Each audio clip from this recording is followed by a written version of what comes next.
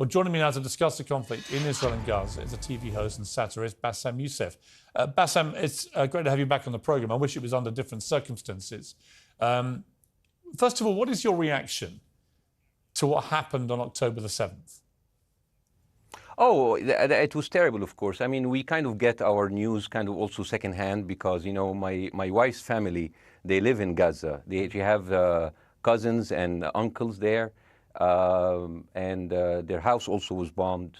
We haven't been able to communicate with them for the past 3 days. Communication are lost. So we don't know actually what is the, how are they doing, but you know, we're used to that. I mean, it's just like, it's very repetitive. We're used to that. We're used to them being bombed every time and moving from one place to the other. You know, it's just like those Palestinians, they're very dramatic. Israel killing us. But they never die. I mean, they always come back. You know, they're very difficult to kill, very difficult people to kill. I know because I'm married to one. I tried many times, couldn't kill her. I mean, there's a dark humour there, and I understand why. Because no, it's not dark humour. I try to get to her every time, but she uses our kids as human shields. I can never take her out. Again, I understand the humour, but to be serious, Bassem, about this. Tonight, I will be serious. Now, I will be serious. I was watching your interview with Ben Shapiro, and I'll tell you one thing. Yeah. I think that Ben Shapiro is one of the smartest people who ever walked this earth. He's very, very smart. I follow him, and I believe everything he said. And when he came on your show, his solution was, and I quote, his solution was that the solution for this is for Israel to annex Gaza and to kill as many son of bitches as possible to make sure that this will never happen again. And anyone who called for a ceasefire will be a terrorist sympathizer. So God forbid, I don't want to be labeled as a terrorist sympathizer. So I agree with Ben Shapiro. I think we should kill as many son of bitches as possible. Well, let me, so okay, far, but Bassem, so far 3,500 people were killed, including 5,000 son of bitches in the bombing of the Baptist hospital as we speak right now. 1/3 of those 3,500 were children. So my question to Ben Shapiro is, how many more son of bitches do we need to kill so Ben Shapiro is happy? Okay, because it changes Bassem, from one year. It changes from one. I'm sorry that. Listen, I'm really at a disadvantage here. I'm looking at a camera. I don't see you. I can hear you on my ears. The reason I'm interrupting is I think you might be. I think you're conflating different interviews with Ben Shapiro. He didn't use the phrase "sons of bitches" with me. Let me play to you what he actually said on my show. He did. Go back to your interview. No, he didn't. That was another interview. But let me play what he said to me here.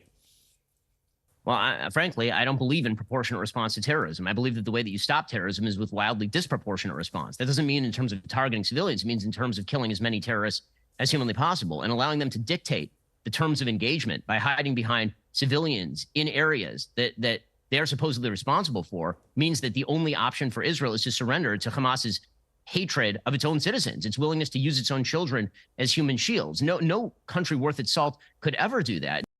Now, that is substantively different to what you said he said, right? He's talking there but specifically about Hamas terrorists. I agree with him. The thing is, the question is, what is a proportionate response? Because it has been different from one tier to another. So if you look to this graph, for example, this is the death of Israeli and Palestinians, and it's changing from one year to year. It's like fluctuating like crypto. So my question is today, what is the going rate today for human lives? I mean, 2014 was a great year for Ben Shapiro. 88 Israelis were died, and there was 2,329 Palestinians killed on the other side. That is one Israeli for 27 Palestinians. That is a very good exchange rate. What I'm saying is, what is the exchange rate for today? So you guys will be happy. That's my question. Well, it's not me. It's not me, guys. I'm not on either side. No, not you. Like when I say you guys, I say like people on the other side of that. I know that you don't think like that, Piers. You're one of the good guys. But let me tell you something. I mean, the reason that I'm using this is that, I mean, I can't remember what happened in 2014, and there was no music festival, but there must be something. I mean, they must do something. It is their fault. It has to be something. I mean, 2018, 300 Palestinians died. Who's counting, you know?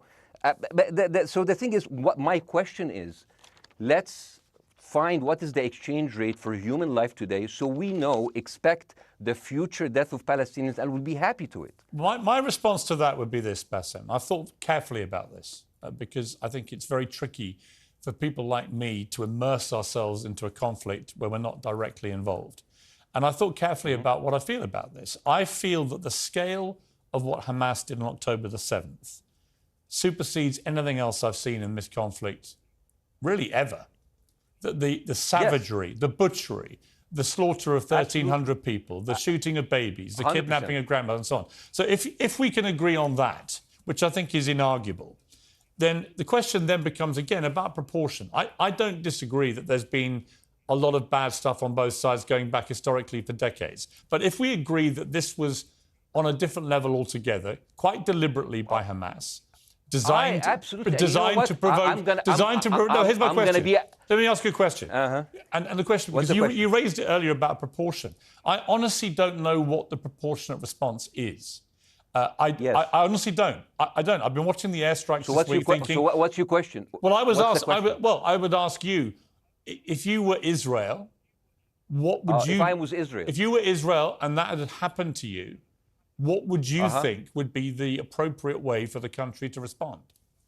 I would do exactly like Israel did, kill as many people as possible, since the world is letting me do it. I mean, I can do it because I can, you know. But the thing is, you know what? I agree with you. And you know what? I'm going to be even ahead of you, because I see the question coming. Do you condemn Hamas for the atrocity? Yes, I condemn Hamas. I condemn Hamas. I condemn Hamas is the source of all evil. They're a reason for everything. And you know what? Let's, for a minute, imagine a world without Hamas. Right. What will this word look like? Let's give this word a name, and let's name this word the West Bank. Hamas has absolutely no control in the West Bank. And since the beginning of this year, only through August, 37 Palestinian kids were killed. No music festival, no paragliding, no Hamas. Since the occupation of the West Bank, 7,000 Palestinians were killed. No music festival, no paragliding, no Hamas. I can go on and on and on and on. No, but you don't need to, because in a way you're preaching to the choir. I've followed this crisis. Oh no, you're not preaching. So the thing is, like, in the sense that I know that what you're saying has validity. Of course, Piers. By the way, Piers. I am at a disadvantage here. I can hear you. I cannot see you. I am in a claustrophobic room, and so please cut me some slack and don't interrupt me and interrupt my points. Sure. So, because this has to be fair. Understand. Because if you want to only hear your opinion, I can just condemn Hamas and go home. I can do that.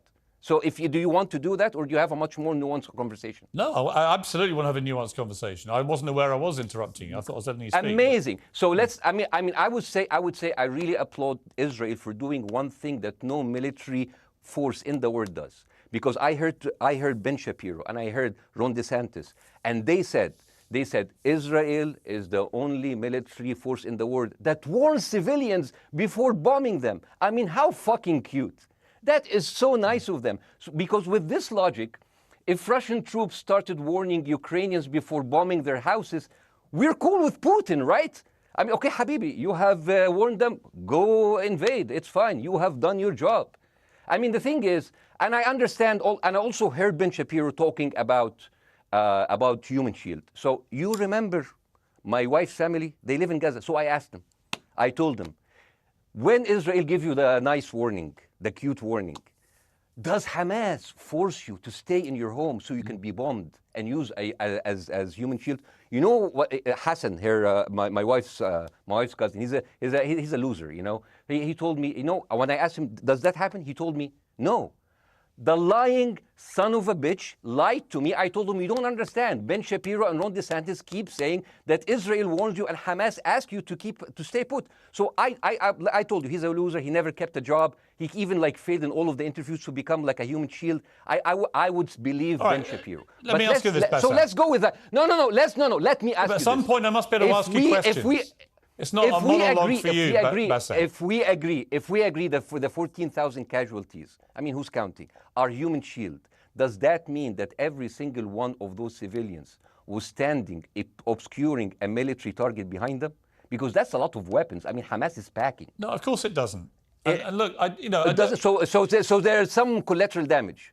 Lots of collateral damage. Yes. It's fine, yeah. You kill some to save some and then kill some more. Yeah, I agree. Yeah. Well, let me ask you this. Again, it comes back to proportionate response. When the world decided it had to get rid of ISIS because of the appalling butchery they were carrying out, it did so by also killing very sadly, a lot of civilians along the way by doing airstrikes against places which But killing civilians are inevitable. You said that in the beginning. My point is, it's inevitable. Yeah, but once Israel, Israel has decided that they want to get rid of Hamas, and Hamas is embedded with civilian population, I'm very concerned about what's going to happen next. I've written a column tonight saying, I remember the Iraq war, which I opposed, right? I remember all this. So my question for you is, what would you think would be an appropriate response by Israel to what happened? Well, these are years of disproportionate responses of Israel. Right. Did it solve the solution? Did it solve the problem? Did it work before, so it will work? What will be the surprise this time? What will be the twist that will make this work this time? What will be different this time? Seriously, I mean, like, this is only the last 15 years. I mean, because it's too many papers. I just got this. But how will this be different? And the thing is, I am so glad in the introduction that you mentioned the Iraq war. I applaud you, Piers, for saying that, because you were honest about it. You said that spreading lies like WMDs make people look at those people as less of humans, and they would accept the death of 1 million Iraqi, whether by sanctions or by invasion, right? You are a good man. This is amazing. And you know what is similar? Is when you spread the lies of 40 decapitated babies, although it was refuted. So what happens when people hear that, killing babies is horrible. But when you say decapitated 40 babies, you are planting a certain image with a certain trigger in people's mind. Who has said that? Who has said 40? Who has said that? You have said 40 decapitated. Who has said that? You have repeated. No, I haven't. What? I've never said that. You haven't said on your show 40 decapitated babies? Never. Ben Shapiro didn't say it? No. Ron DeSantis didn't say Nobody it? has said it. Okay, Piers, nobody said it? No. Oh, okay. Okay, maybe I am wrong. Decapitated. Here's you're the thing. wrong. I've never said that. The thing, what happened, no, you're wrong. But the thing is, the same thing is happening in Iraq. Ben Shapiro once tweeted, not even about Gaza, about the West Bank, when Israel continued to build the illegal settlement. He said, 2017, Israel likes to build things, and Arabs, not Palestine, not Hamas, Arabs like to bomb crap and live in open sewage. Yeah, I thought that was very the Israeli defense minister, he said, those are human animals. And the thing is, Ben Shapiro should know better, because, long before the Holocaust, before Jewish people were thrown in the gas chambers, the Nazi propaganda called them rats. Now, as a human being, I will never accept that another human being being thrown into a gas chamber. But a rat, kill 10, kill 1,000, 3,500. They are son of a bitch. They are human animals who live in open sewage and decapitate babies. And because of that propaganda, Mr. Morgan, that guy in Illinois, the 71-years-old guy, he killed, stabbing the 6-year-old Palestinian kid in Illinois 26 times. And he used to play with him. They used to be friends. But he went in, marching into their apartment, stabbing his mother and killing him, shouting, all Muslims could die. Yeah. It took you 80 years to change one word from Jewish to Muslim.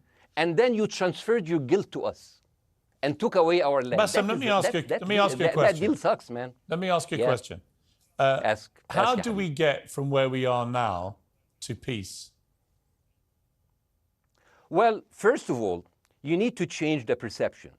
Nikki Haley, the American presidential candidate, said, we are in Israel in this because it's a fight between good and evil. Now, if you already decided someone is good, he can do no evil.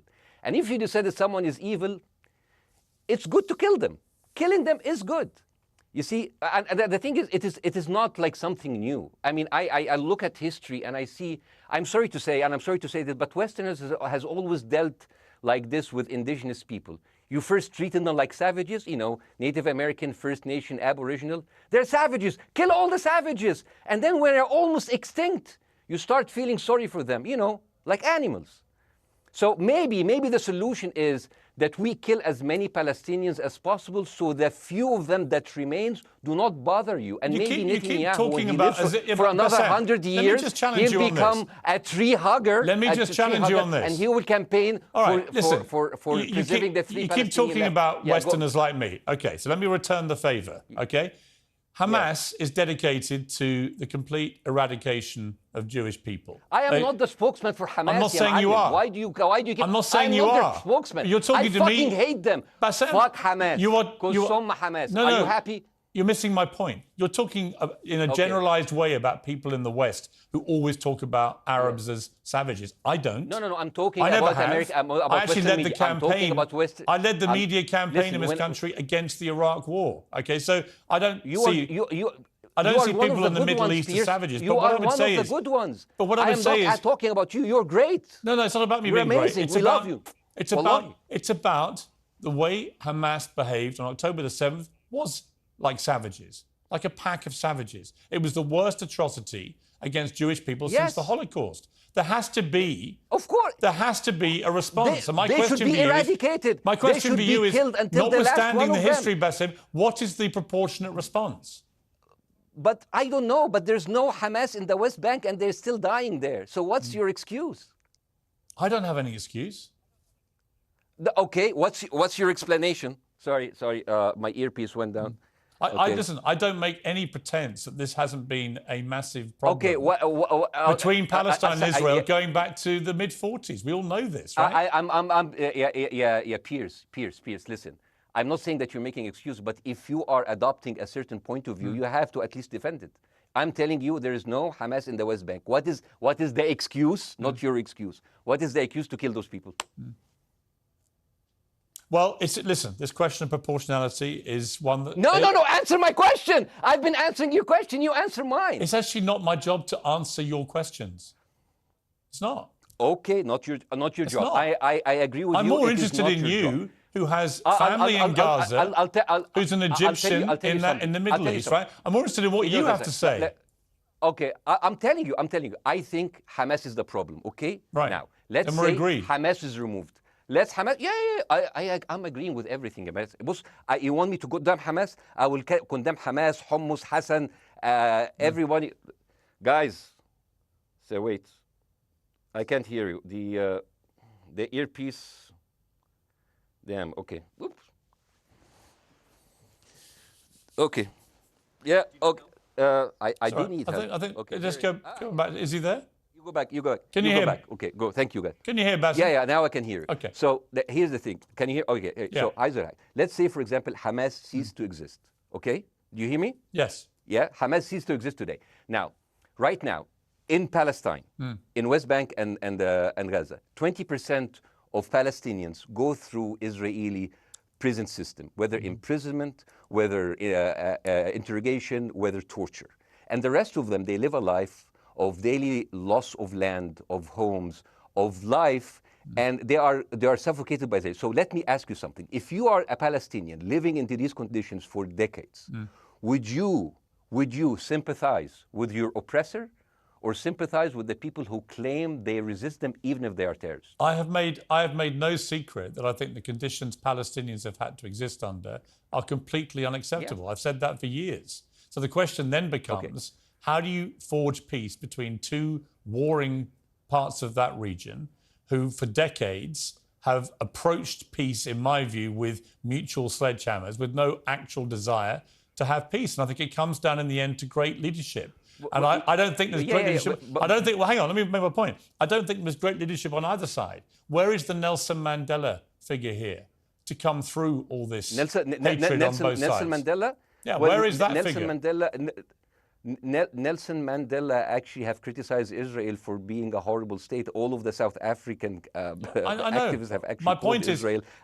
My point is about how he responded to a country that was so divided. Is a template for how you get to peace, isn't it? I haven't met Nelson Mandela, so I wouldn't know. But like there's a point. There's a very important point here. You know, I want to understand. What is the logic of Israel carpet bombing Gaza? I mean, if there's a logic, if this will make Israel safe, I want to hear the logic.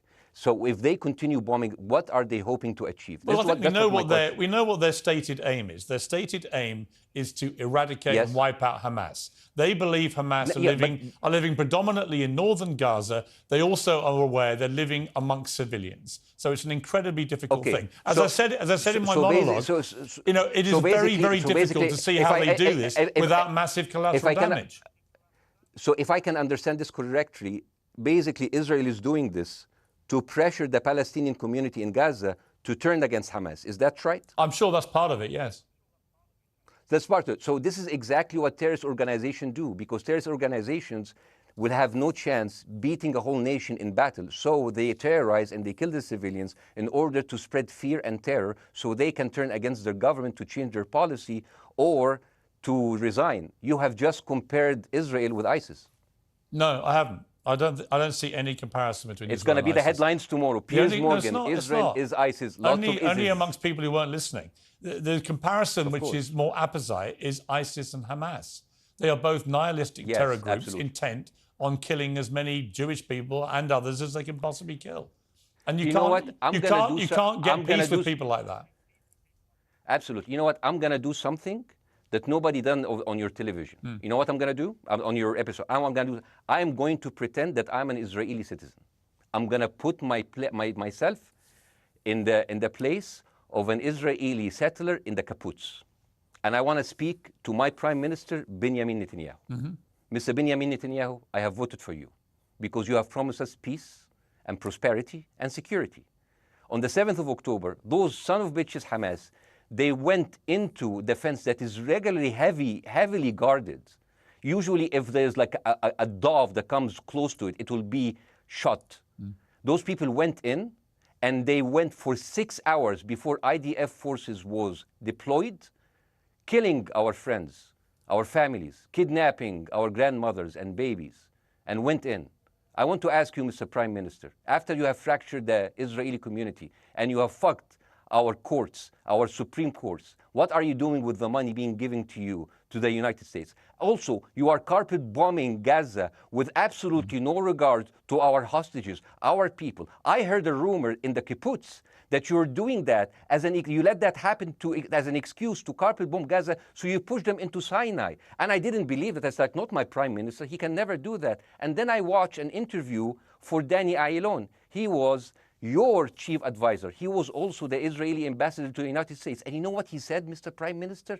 He said that the solution for those Palestinians is to go into a vast land of Sinai and live into tent cities temporarily, temporarily, wink wink, until we build Gaza again, and then we invite you back.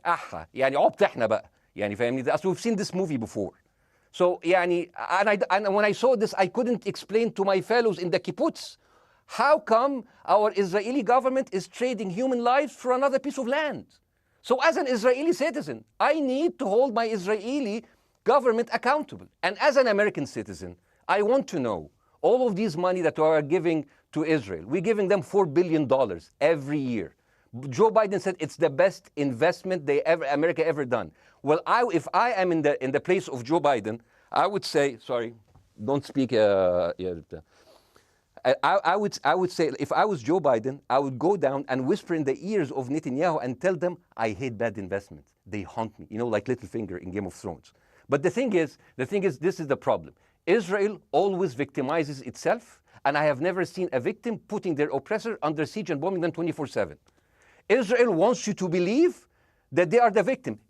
Dealing with Israel is so difficult. It's like being in a relationship with a narcissistic psychopath. He fucks you up, and then he makes you think it's your fault. All right, you Bassem, look at Israel as Superman, but they're really Homelander. Wallahi, they are shooting Bassem, fish in a barrel, and they are annoyed with the splashes. Bassem, I want to say two things. One, if you could just slightly mind your language. We are uncensored, but if you keep swearing... I'm very sorry. We have to apologise to viewers who may be offended by that. I apologize. But I understand passions run high, so let's not get too bogged down about the odd swear word. I apologize to the viewers. I apologize to the viewers for my language. My second question is this. After the sight of dead civilians. After the break, we have the managing director of the Daily Wire, which is Ben Shapiro's company. We were going to interview him on his own, but he's happy to come on and talk with you directly if you are prepared to stay.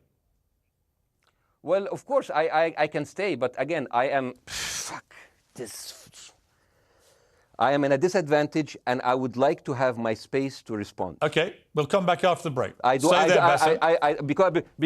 here's the thing. There's Bassem, two things we're I want going to go to a before, break. all right? When we come back from the break, it'll be you and Jeremy Boring from the Daily Wire. I have news. We're taking a short break, Bassem. I'll be back. Welcome back to Uncensored. For more on the situation in Israel, I'm joined now by the CEO and co-founder of the Daily Wire, Ben Shapiro's partner, Jeremy Boring. Jeremy, thank you very much indeed for joining me. I'm sorry we demoted you earlier to mere MD. You are the CEO and co-founder. You know Ben Shapiro better than anyone, really. I did a big interview with Ben, obviously, the other night, which went around the world and has sparked a big reaction, including from our guest, Bassem Youssef, who's still with us.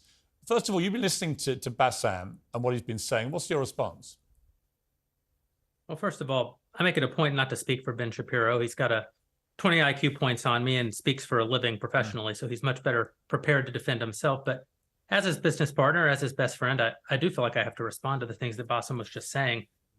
First of all, the question of how many sons of bitches have to be killed in order to end this conflict, I suppose that the answer is as many of them as it takes. That doesn't mean that I or Ben or any decent person in their right mind is happy with the killing of civilians. I posted at the very beginning of this conflict that a woman or a child blown apart in Gaza is just as tragic as a Jewish baby killed in one of the settlements. That doesn't mean that Israel's actions and the actions of Hamas are morally equivalent. You know, the tragedy is the tragedy, but the moral equivalency is nonsense. If you entered Israel with the express purpose of targeting and murdering civilians with your own hands in cold blood, that is not comparable to Israel bombing targets in the Gaza Strip and killing civilians as a terrible, tragic consequence. War is terrible. War is an awful thing. That's why decent people don't lightly engage in war, and why Hamas should not have incited this war. You know, we can talk about the history of the Israeli conflict. I'm not a professional political commentator. I'm a CEO. I'm a screenwriter, and I'm certainly not Ben Shapiro. I'm not here to discuss the history of the Israeli-Palestinian conflict, but we all saw what happened on October 7th. And the idea that Israel was not going to react severely to that, or that Israel should not react severely to that, is ludicrous. And the Jeremy, idea that Ben Shapiro should be a moderating voice, that Ben Shapiro should be, saying, no, Israel should not respond in this situation, that's nonsense. Let me ask you, though, Jeremy, the question which I think is the big question. What is a proportionate response to that outrage on October the 7th, which is the worst attack on Jewish people since the Holocaust? What is proportionate? If it's true, as reports are suggesting tonight, that there may have been a hospital hit by an Israeli strike and up to 500 people or more have died, that would seem to me, if that is verified, and it's not verified yet, we don't know exactly what has happened other than there's been a hit on this hospital. But if that is verified to have been an Israeli strike, that will strike many people as disproportionate. Certainly. Well, first of all, I don't know what a proportionate response is or why we would want it. I suppose a proportionate response would be for 3,000 Israelis to go through the fence, gun down innocent Palestinian women and children, burn their bodies, burn them alive, take hostages, rape their women. No one wants a proportionate response. No moral person could possibly call for a proportionate response. The purpose of war is to defeat your enemy. The West has, in my lifetime, forgotten the purpose of war because the true cost of war is so terrible. The last time the West engaged in war and won it was World War II, and they did it through incredible brutality. They did it by bringing their enemies to heel. That is not a thing to That's not a thing to rah-rah about. That's not a thing to look forward to. As I said, all decent people should avoid war. But I think the sort of lie of the post-World War II, the post-war consensus lie, is that somehow war in which you kill a bunch of people and don't secure victory is morally superior to war where you do secure victory. I would say that the only way to morally justify a war is to win it. Otherwise, the very argument that brought you into the war, this enemy must be defeated, ends up being proven a lie. I mean, Afghanistan, I think America had every right to go into Afghanistan. The Taliban was harboring Osama bin Laden and Al-Qaeda. Al-Qaeda flew planes into buildings in the United States, killed thousands of our citizens, brought the nation into untold agony, pain, and horror. America had every right morally to go in and destroy the Taliban and destroy Al-Qaeda. Yeah, but I would argue, the Taliban now rules in Afghanistan. The war was not won. But that's my point, actually. I've done a column about this tonight for The Sun here in the UK, which is I was editor of a newspaper when the Iraq War happened. I opposed it very aggressively as the editor I of the recall. paper. And sadly, we were borne out by events. It was a complete disaster, the Iraq War, in my view. It was illegally contested, I think. And the consequences were appalling in terms of loss of life, 1 million people, in terms of ISIS being allowed to breed and create their merry hell around the world, in terms of complete dismantlement of Iraq itself as a functioning country. And I think Afghanistan, again, 20 years of attacking an enemy, which is now running the country again, seemed to me, again, to be kind of pointless. And I do wonder whether Israel, in its blind fury, which I completely understand, has thought through the consequences of actually launching a full air, ground and sea offensive into Gaza as to actually what happens at the end of that. Well, I suppose Israel wasn't really given the opportunity to fully contemplate what the consequences of that action might be, because Israel didn't instigate this war. This war was instigated by a horrible terrorist attack on Israel, and a state is put in a position where it has to respond. Now, one might argue that the very fact that Israel has yet to actually launch their ground invasion means that they are actually making a calculation about what the cost will be, what victory looks like. Any rational person, any decent person can engage in a conversation about what is the appropriate response for Israel. Of course they can. But this sort of moral equivalency thing, I don't think is a sign of decency to engage in a conversation about moral equivalency. Let me bring Bassem back in. You've been listening to this, Bassem. What's your response to what Jeremy's been saying? I'm sorry, I didn't catch the gentleman's name. It's Jeremy Boring. He's the chief executive of the Daily Wire and co-founder with Ben Shapiro of the Daily Wire.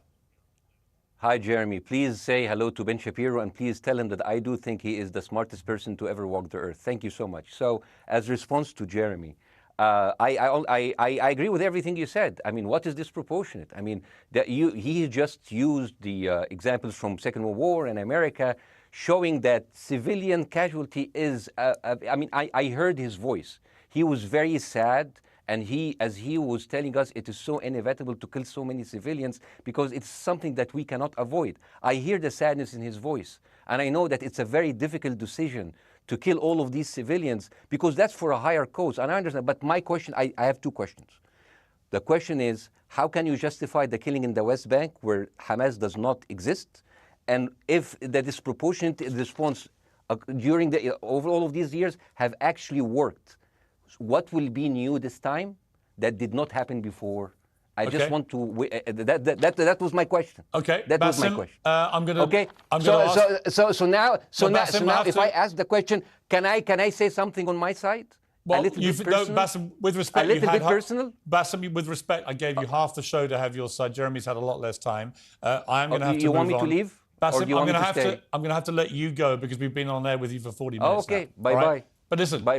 I would like to talk to you again, and thank you for joining the program. I appreciate it. Oh, by the way, my wife's family is all right, and they sent us a house. It's bombed. It's beautiful. It's going to be a good like Halloween theme. So well, I'm very sorry for what your family are going through in Gaza, and I mean that very sincerely. By the way, I don't know. I don't know I don't know him. By the way, I haven't actually met them. They didn't even come to my wedding. They couldn't because they are stuck in Gaza. Okay. And she never saw them because Gaza is not a destination. Bassem, as I say, we hear their voices and it's they die. It's fine. It's fine. Bassem, I wish your family all the very best. Thank you for joining me. I appreciate it. I don't. Thank you.